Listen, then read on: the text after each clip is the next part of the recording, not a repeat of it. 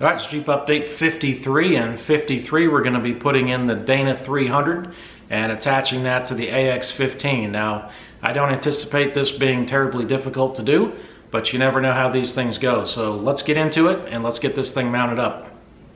All right, so the last part of the drivetrain assembly, at least for now, is to mount this Dana 300 transfer case to the back of the transmission. And again, got that adapter. You can see the adapter on the back of the transmission. Got that from Novak, and that's going to allow the transfer case to mate up to the transmission with no problem. So 6 bolts. Besides being heavy, this doesn't look too terribly difficult.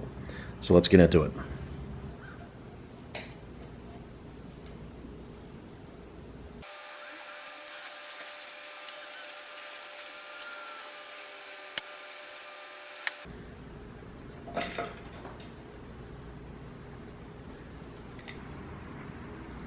There's a little closer look at the adapter. Pretty basic. Got some studs, and then you got some Allen heads that go into the transfer case.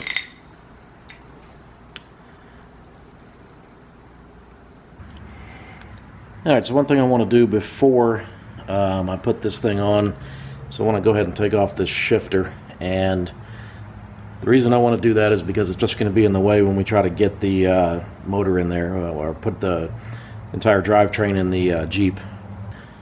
Alright, so I'm filming this for a couple of reasons. One, I just want to show you guys what I'm doing, and two, I want to be able to get the damn thing back together because I will never remember this. So, top part of this shaft, or the shifter, rides on a shaft that's connected with a nut right there, so I'm going to remove that nut. And then down towards the bottom of the shifter, you've got these 2 pins and 2 cotter pins that come through that hold it in. So let me go ahead and take this thing off, and I'm going to leave those pins in there with the cotter pins in so I won't lose those.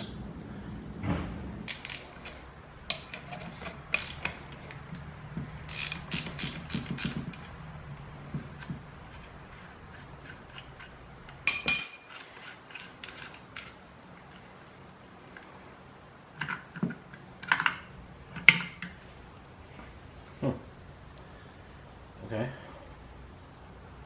Alright, I've never seen a Dana 300 stick shift come off like that.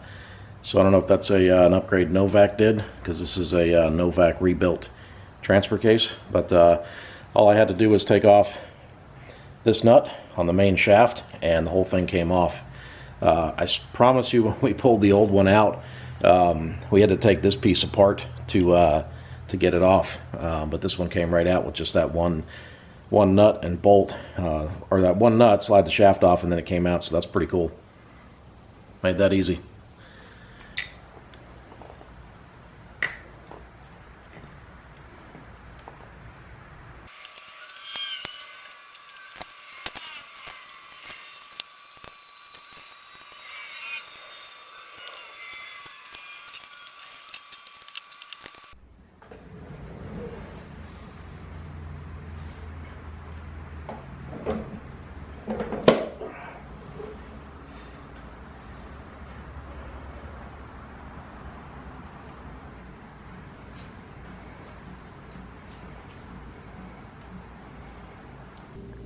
Alright, so one of the things that you'll notice when you mount the transfer case to the transmission is that the shifter housing on the Dana 300 is right up against the housing of the AX15.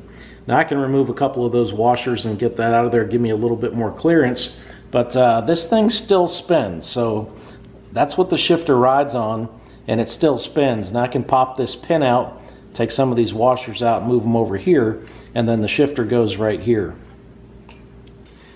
So with this setup, the Dana 300 and the AX15, I kind of placed the shifter up there, and I can tell you that I'm pretty confident it's going to interfere with the shifter of the AX15.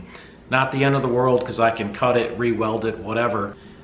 All right, learning a ton through this process, and I'm really enjoying it. It's a lot of fun doing it yourself, and it's a lot of fun kind of working through these issues. Yeah, there are a couple headaches along the way, but that's how you learn, and it's you know, I feel really good about it. So the entire drivetrain is completely together, and the only thing holding us back from mocking up the engine in the Jeep is the headers. So I haven't gotten the headers yet. They've been shipped, they're on their way, and they should be here in a couple of days. So hopefully we get that video out pretty quick about mocking up the motor, because that's when it's really going to get exciting for me, is to see that whole assembly, that whole drivetrain assembly inside the Jeep, and get those motor mounts welded in. All right, so we're getting close. So stay tuned to the channel. More cool videos to come, and probably the coolest videos yet to come. And if you like this video, you like the content of the channel, hit that subscribe button. Thanks for watching.